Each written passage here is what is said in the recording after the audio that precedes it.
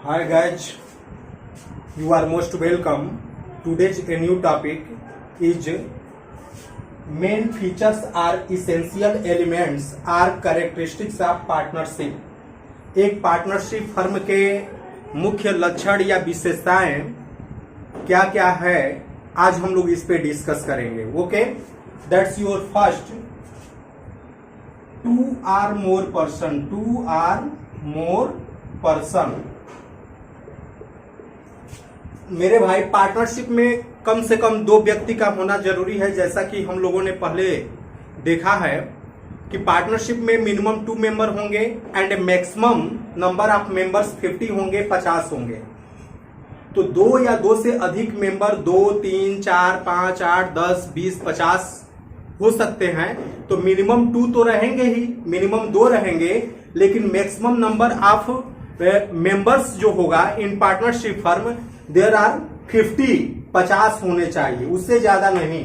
तो आपका ये मिनिमम आपका जो है मिनिमम 2 हो गया एंड मैक्सिमम 50 हो गया. क्लियर?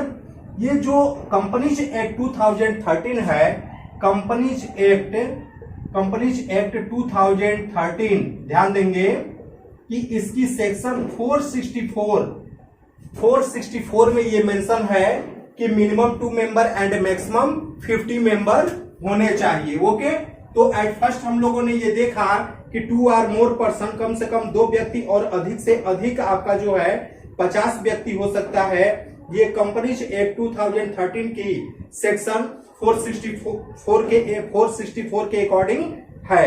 अब सेकंड हम लोग देखते हैं मेरे भाई, वो है एग्रीमेंट. ठहराव, या इसको हम लोग समझौता भी कर सकते हैं. एग्रीमेंट क्या होगा? जितने पार्टनर्स वर्क करते हैं, काम करते हैं, उसके बीच में एग्रीमेंट का होना जरूरी है. एग्रीमेंट आपका सिस्टमेटिक रूप से होना चाहिए कि कौन कौन से पार्टनर्स हैं, कब ज्वाइन किए, उनका कैपिटल क्या है, अगर लोन दिए हैं तो क्या है, टर्म एंड कंडीशंस, ये पूरा होना चाहिए. लेकिन ये एग्रीमेंट रिटेन या वर्बली कुछ भी हो सकता है. लेकिन आपको पता है कि आजकल के जमाने में जो लिखित चीजें रहती हैं उसी को हम लोग प्रूफ के रूप में मानते हैं. आप मौखिक आप कुछ भी कह देंगे तो वो मान्य नहीं हो पाता है. क्लियर? इसी तरीके से आपका ये पार्टनर्स, जितने भी पार्टनर्स वर्क करते हैं, काम करते हैं, उसके बीच में एग्रीमेंट का होना जरूरी है. जितने पार्टनर हैं उनके बीच में एग्रीमेंट होता है, समझौता होता है, चाहे वो वर्बल मौखिक भी हो सकता है या चाहे रिटेन लिखित भी हो सकता है. क्लियर? तो इसमें हम लोगों ने सेकंड में ये देखा कि एग्रीमेंट का होना पार्टनरशिप फर्म में जरूरी है. अब आगे देखते हैं.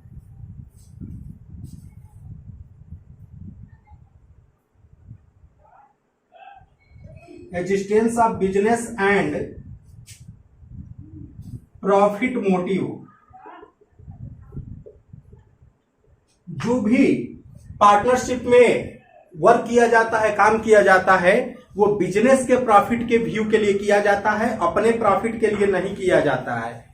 बिजनेस के प्रॉफिट के लिए करेंगे और बिजनेस के जब भी प्रॉफिट हो जाएगा तो प्रॉफिट में से जितने भी प्रॉफिट होगा वो सभी पार्टनर्स में उनका जो भी डिसाइड रेशियो होगा उसमें इसको डिस्ट्रीब्यूट किया जाएगा. अगर कोई स्पेशल रेशियो नहीं बना हुआ है तो सभी पार्टनर्स में आपस में इक्वली डिस्ट्रीब्यूट किया जाएगा. एक चीज और आप अपने माइंड में ये रखिए कि अगर कोई भी रेशियो मेंशन नहीं रहता है कि पार्टनरशिप में कौन कौन से पार्टनर को कितना कितना अमाउंट दिया जाएगा, you can say in the options of partnership deed, if there are not any types of written agreement, then we distributed the profit among the all partners in equally ratio. बराबर अनुपात में हम लोग इसको बांटेंगे. तो हमारा जो बिजनेस का जो मेन मोटिव होता है वो प्रॉफिट मोटिव होना चाहिए, प्रॉफिट अर्न करना होनी चाहिए. अगला लिखा जा सकता है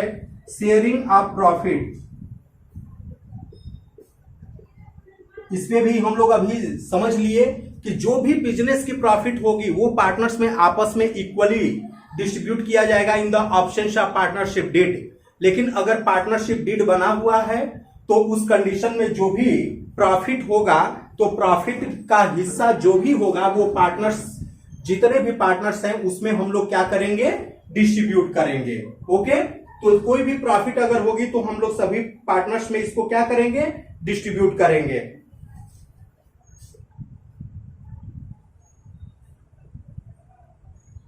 relationship of agent and principal, या प्रिंसिपल एंड एजेंट भी लिख सकते हैं। प्रिंसिपल देखेंगे, ये जो आपके पार्टनरशिप में जो पार्टनर्स के बीच में जो रिलेशनशिप होता है वो एजेंट और प्रिंसिपल का होता है। पार्टनर्स एजेंट के रूप में भी काम करेगा और पार्टनर्स जो है कि एज लाइक वो प्रिंसिपल के भी रूप में काम करता है। क्लियर? तो ये आपका जो है कि relationship of agent and principal, ये जो है प्रिंसिपल दिया हुआ है, तो ये पार्टनर्स एक एजेंट भी हो सकता है और ये प्रिंसिपल भी हो सकता है, प्रधान भी हो सकता है, मालिक भी हो सकता है, ओनर भी हो सकता है, स्वामी भी हो सकता है। लेकिन इसको एजेंट का जो रिस्पॉन्सिबिलिटीज होगा, जो वर्क होगा, जो लाइबिलिटीज होगा, वो भी इसको किया जाता है। मतलब एक तरीके से ये दोनों वर्क करता है, ये दोनों काम को करता है। तो हम ये कह सकते हैं कि एजेंट एंड प्रिंसिपल का रिलेशनशिप एक पार्टनरशिप में होता है। ओके, आगे हम लोग देखते हैं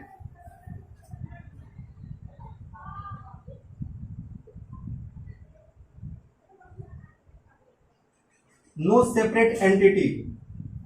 पार्टनरशिप फर्म में जो भी पार्टनर्स रहेगा वो हर एक काम के लिए रिस्पॉन्सिबल रहेगा, उसकी लायबिलिटीज बने रहेगी। तो इसका कोई अलग से एंटिटी नहीं रहेगा, वो पार्टनरशिप के लिए as like agent and principal दोनों के रूप में ये वर्क करेगा, काम को करेगा। ओके, अब एंड लास्ट हम लोग देखते हैं business carried on by all or any of them acting for all. इसमें से बिजनेस जो है पार्टनरशिप फर्म में कि एक पर्सन भी कर सकता है या एक सभी पर्सन्स भी कर सकते हैं। मतलब एक पर्सन अपने बिजनेस को कर सकता है सभी के लिए, ठीक है। या जैसे मान लिया जाए कि XYZ 3 पार्टनर है, तीनों बिजनेस में पैसा लगा दिए, या तो तीनों मिलकर के वर्क को करे, काम को करे, जो प्रॉफिट एंड लॉस होगा आपस में डिस्ट्रीब्यूट करे। या हो सकता है कि मिस्टर X और Y कई बिजनेस में पार्टनर है, एक आदमी कई बिजनेस में भी पार्टनर हो सकता है, वो जो है कि कई बिजनेस भी कर सकता है। तो मिस्टर जेड को कह दिया कि भैया ऐसा है कि आप ये पूरे बिजनेस को संभालो, इसके बदले में आप कुछ एक्स्ट्रा सैलरी ले लेना या कुछ कमीशन ले लेना, और इसका जो भी प्रॉफिट होगा हम लोग आपस में जो भी हमारा रिटेन एग्रीमेंट है तो या जो हमारे बीच में एग्रीमेंट हुआ है उसके अकॉर्डिंग हम लोग आपस में डिस्ट्रीब्यूट कर लेंगे।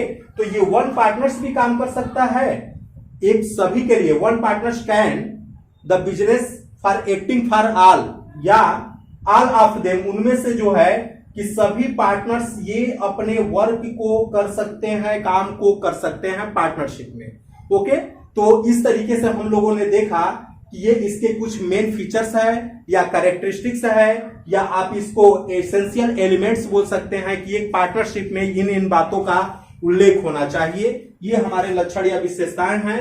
ओके, तो फर्स्ट आपका है 2 or more person, second agreement होना चाहिए, third essential existence of business and profit motive, fourth sharing of profit, fifth relationship between partners as like agent and principal, and no separate entity, and last point is one partners can do business acting for all, या all of them, उनमें से सभी लोग partnership firm के business को कर सकते हैं। Okay, thank you.